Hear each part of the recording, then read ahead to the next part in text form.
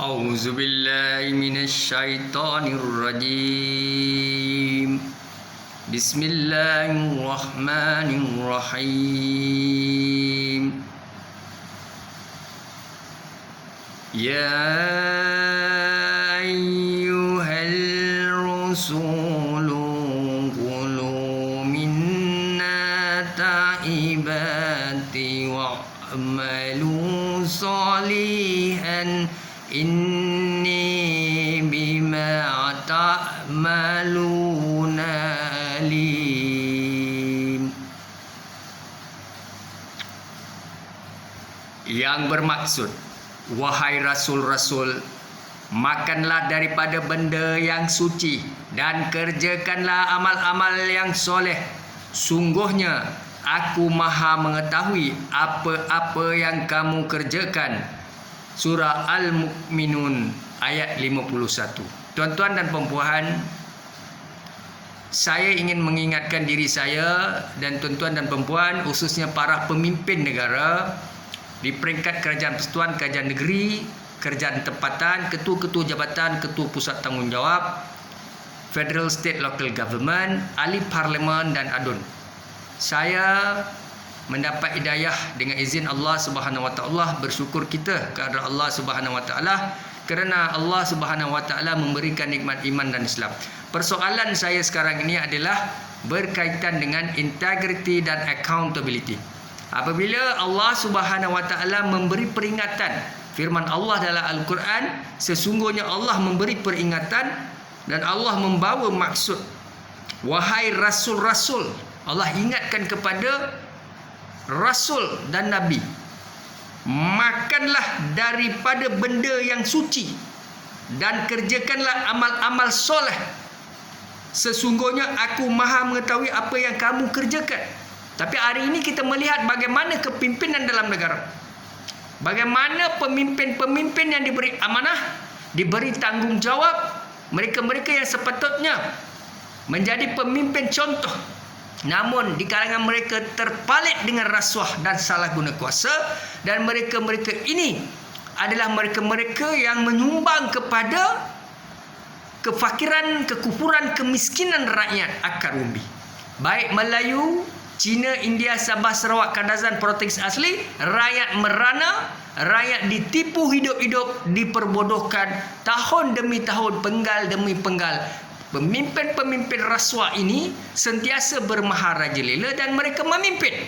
Sedangkan Allah Subhanahu Wa Taala telah berkata atau berfirman, Allah Taala berfirman dalam Al-Quran, sesungguhnya Allah suruh pemimpin-pemimpin khususnya mereka-mereka, kalau Allah gambarkan dalam situasi firman Allah ini dalam surah Al-Mu'minun ayat 51, yang mana Allah ingatkan kepada pemimpin, kalau pemimpin itu mempunyai akhlak, integrity, accountability, mereka tidak lari daripada melakukan perkara-perkara amal soleh.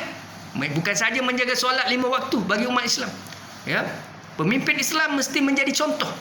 Namun hari ini rakyat bercelaru, pengundi bercelaru, masyarakat bercelaru, maka mereka masih taksub dengan kepimpinan yang korup. Sebab itulah Allah kata, kalau kita menjadi pemimpin contoh kepada bangsa Islam ataupun umat Islam dan juga bukan Islam. Tapi apa yang berlaku hari ini tuan-tuan dan puan-puan, kerana kita taksub dengan mereka, maka kita angkat mereka, beri ruang dan peluang kerana ideologi parti politik. Ini tidak betul. Kita tidak boleh melihat kepada ideologi parti politik ataupun kaum dan bangsa. Apa yang perlu kita melihat adalah integrity, accountability, akhlak yang Allah firman dalam surah Al-Mu'minun ayat 51. Sesungguhnya Allah Ta'ala berfirman bahawa, wahai rasul-rasul, makanlah daripada benda yang suci dan kerjakanlah amal-amal soleh. Sesungguhnya aku maha mengetahui apa yang kamu kerjakan. Allah tahu apa yang pemimpin ini buat. Di dunia kamu, lepas di akhirat siaplah kamu.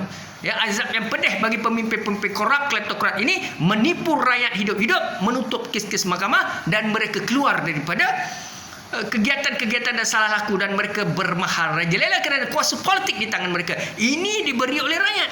Rakyat yang undi mereka setiap tahun, walaupun mereka terpalit dengan rasuah, dan bagi rakyat pemimpin itu suci dalam debu. Ini tidak betul. Saudara, seterusnya kita melihat surah Al-Baqarah ayat 172.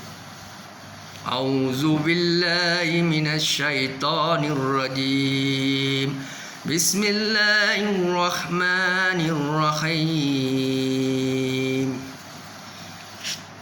Ya ayyuhalladzina amanu kullu min taibati ma razaqnakum. Yang bermaksud, wahai orang yang beriman, makanlah daripada benda-benda suci yang telah kami berikan kepada kamu. Surah Al-Baqarah ayat 72. Tuan-tuan dan perempuan, saya yang bercakap, tuan-tuan yang mendengar, termasuk ketua-ketua jabatan, ketua-ketua pusat tanggungjawab, mereka-mereka yang profesional, mereka-mereka yang duduk dalam frontliner, mereka-mereka yang menjadi agensi penguatkuasa, mereka-mereka yang menjadi penjawat awam, mereka-mereka yang dalam CEO GLC company, mereka-mereka yang beriman dan bertawakal atau bertakwa kepada Allah Subhanahu Wa Taala, mestilah makan daripada perkara yang suci, yang benar. Kalau kita jadi penguatkuasa, jangan ambil rasuah, jangan buat sekatan ataupun menyemak dokumen tertentu dan kita korup. Kita tak boleh lakukan perkara itu.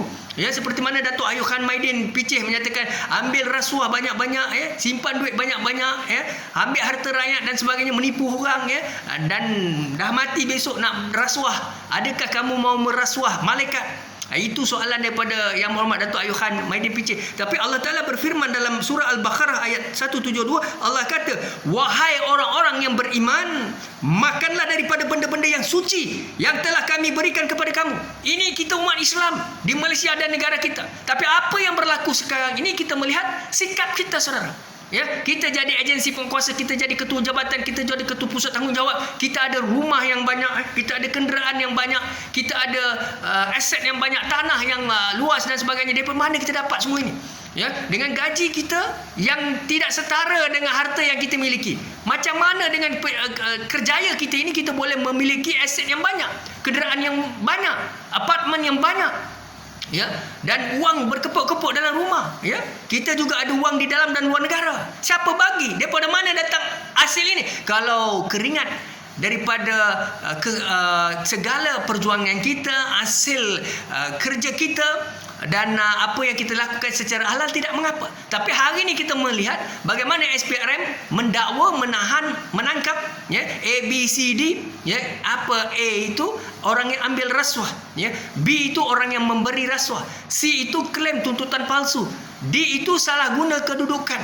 Saudara, inilah yang berlaku dalam sistem kepimpinan kita, ya. Baik penjawat awam, baik kita ketua jabatan, ya, kita pintar, makin kita bijak, makin kita korup. Makin kita ada agama, makin kita lakukan ketirisan dan rasuah. Yang ini tidak boleh kita biarkan, kerana orang politik di Malaysia, baik orang politik, penjawat awam, agensi penguasa, mereka korup. Kalaulah negara ini memiliki pemimpin-pemimpin atau penguatkuasa atau ketua jabatan yang korup, salah guna kuasa, bagaimanakah kita mahu memastikan negara ini maju dan stabil? Indikator untuk menjadi negara maju, salah satu indikator adalah tidak boleh ada rasuah dalam struktur pentadbiran awam, kepimpinan kerajaan, baik politik. Tapi di Malaysia, negara saja Islam, tapi apa berlaku? Malu kita, ya. Kita majoriti populasinya Islam, kita masih melambung-lambung, menimbang-nimbang, ya. Kita mengalu-alukan, kita memuja-muja, mendewa-dewakan. Ini saya sebut dewa. Kenapa? Kita menjunjung tinggi pemimpin kleptokrat ini, yang baik dalam mana-mana institusi organisasi. Sebab itulah hari ini paling menyedihkan, kita di Malaysia, umat Islam, pemimpin Islam, tapi di kalangan pemimpin kita korup. Ini tidak betul, saudara. Sebab itulah kita perlu melakukan perubahan, ya. Kemudiannya Rasulullah menyebut tentang seorang yang bermusafir dalam satu perjalanan yang jauh, yakni doa seorang musafir ialah makbul, ya, dengan rambut yang kusut masai, pakaian yang berdebu-debu, yakni kerana kesusahan, lalu mengangkat tangannya ke arah langit dan berkata, ya Allah, ya Allah, ya Allah. Tetapi makannya haram, minumnya haram, dan pakaiannya juga haram. Sentiasa memakan makanan yang haram. Bagaimana mungkin doanya dikabulkan? Jam'ul fatwaid. Baik, saudara, maknanya, ya, Nabi SAW bersabda,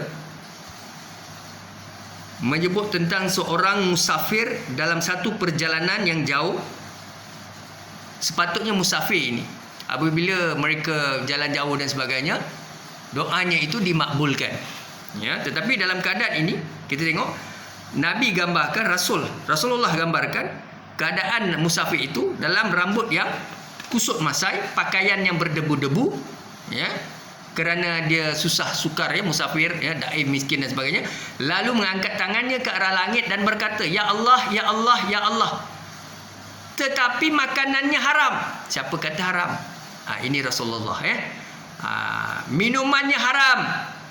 Siapa kata haram? Rasulullah. Dan pakaiannya juga haram. Siapa kata? Rasulullah. Ya, sentiasa memakan makanan yang haram. Bagaimana mungkin doanya dikabulkan? Inilah. Ya, mungkin peristiwanya atau kisahnya yang kita boleh fahamkan di sini adalah digambarkan kehidupan sebelum musafir itu daif atau miskin. Dahulunya dia itu melakukan perkara-perkara yang haram, ya, makanannya haram, ya, pakaiannya haram, ya. Kita lihat pemimpin ketua jabatan, ya, ketua pusat tanggungjawab di Malaysia, kita malu tuan-tuan, ya, kita malu, ya, sebab kita orang Islam perlu ada sifat malu. Sifat malu ni adalah sifat keimanan. Kalau kita ni sembahyang saja 5 waktu, pergi umrah, pergi haji, balik dan sebagainya, kita lakukan rasuah, salah guna kuasa, ketirisan, kita tidak ada iman. Ya, tetapi kita buat macam-macam kebaikan, bina masjid, bina surau, ya. Kita buat sekolah, macam-macam sekolah marsah, ya, sekolah mahat dan sebagainya. Kita derma, kita wakaf, tapi kita korup. Ya, kita melakukan rasuah. Wakaf sana, wakaf sini, tapi terlibat dengan judi dan sebagainya, haram dan sebagainya. Tapi dalam masa yang sama kita wakaf, kita memberi sedekah dan sebagainya. Ini apa benda ni, tuan-tuan? Sebab itulah kita tak boleh halal carakan. Dalam satu perkara kita membuat maksiat, membuat perkara mungkar. Ya, kita memang watak kita beriman, ya, watak kita solat 5 waktu, ya, seakan-akan orang-orang yang beriman, ya, bertawakal, ya, berceramah agama dan sebagainya, tapi akhlak kita, sikap kita, ya, dalam satu keadaan kita buat baik, dalam satu keadaan kita merompak, ya, melakukan rasuah, membohong, ya, kerana politik is everything for us, ya. Cash is king, ya. Cash is king, ya. Maknanya wang itu adalah segala-galanya, ya, melampaui kuasa Tuhan. Sebab itulah saya ingatkan diri saya, throw the ball to the wall, the ball bounce back to me, kepada sarjana, scholars, think tank, siapa itu, tuan-tuan, tak ada siapa yang hebat. Saya tak hebat, tuan-tuan tak hebat, ya. Perdana Menteri, Presiden, tak ada apa yang hebat. Allah kata dunia ini adalah tempat tumpangan buat sementara, akhirat dulu tempat tinggal selama-lamanya. Sebab itulah kita perlu ingat, ya. Ingat mengingati. Tak salah pun orang bawah nelayan, ya, tukang kebun, ya, pakcik yang sapu sampah mengingatkan sekolah profesor. Kenapa perlu kita rasa kita hebat? Ya, adab. Memanglah adab, tapi adab macam mana?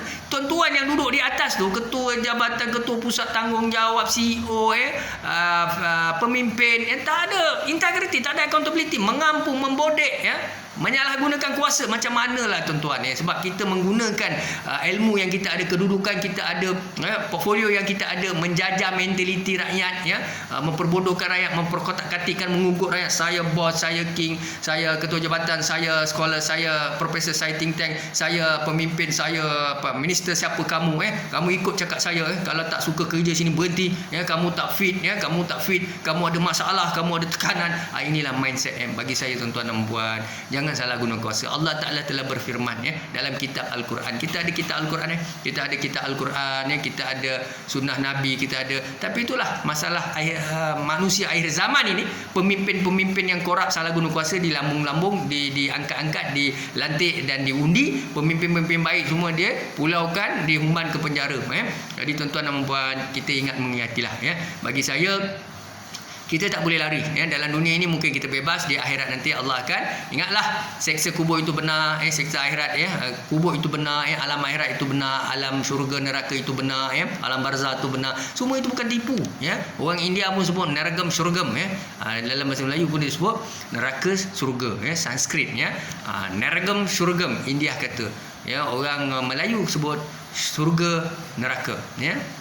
Surga neraka. Jadi ingatlah, tuan-tuan dan puan, ya, saya nak pesan pada diri saya dan tuan-tuan dan puan, tolonglah pengundi-pengundi kat Malaysia ni, pengundi-pengundi pilihan raya Melaka yang akan datang ni, tak tahulah bila pilihan raya ni. Di Melaka kita mulakan satu sejarah, sejarah bermula di Melaka. Tolonglah, kita buang pemimpin-pemimpin rasuah ini, salah guna kuasa, yang menjaga kaum dan bangsa ini tidak penting. Bagi kita perlu jaga semua bangsa. Bangsa Melayu, bangsa Cina, bangsa India, bangsa Sabah Sarawak, Kadazan, Pertiga Asli, generasi, bukan kita jaga satu bangsa, satu keturunan. Mana ada pemimpin macam tu? Nabi pun tak pernah buat macam tu. Allah Subhanahu Wa Taala pun, Allah berfirman dalam Al-Quran, apa yang ada itu hak Allah, apa yang ada itu milik Allah. Kenapa pula kita perlu pilih-pilih bangsa dan kaum? Saya mementingkan bangsa ini, saya berjuang untuk bangsa ini, saya nak bela bangsa ni. Ini apa benda ni tuan-tuan? Allah tak pernah buat macam tu, Nabi tak pernah buat macam tu. Kenapa kita nak buat macam tu? Jadi pemimpin macam ni kita nak pertahankan? Tak boleh tuan-tuan. Kita di Melaka ini perlu memilih pemimpin-pemimpin yang menjaga semua kaum, agama, bangsa, keturunan, kerana dunia ini adalah tempat tumpangan buat sementara, akhirat itu adalah tempat tinggal selama-lamanya, yang mana segala khazanah, segala kepimpinan, segala apa yang ada, tak kira lah apa yang ada dalam dunia ini, hak milik Allah, bukan hak milik kita. Hak milik kita. Kita meninggal, kita tinggal semua. Apa yang kita tinggalkan? Amal kita, anak yang soleh, sedekah, jadi sebab itulah saya kata mengingat itu penting. Jangan cemu, jangan apa. Saya bercakap kerana Allah wahad fisabilillah lillahi ta'ala. Sebenar-benar taubat adalah taubat nasuha. Ingat jangan ugut, jangan bully, jangan gunakan cara tertentu, baling batu sorok tangan. Cukuplah taubat-taubatlah. Lakukan perkara-perkara yang hina, yang dilaknat Allah. Syukran dan terima kasih. Assalamualaikum warahmatullahi wabarakatuh.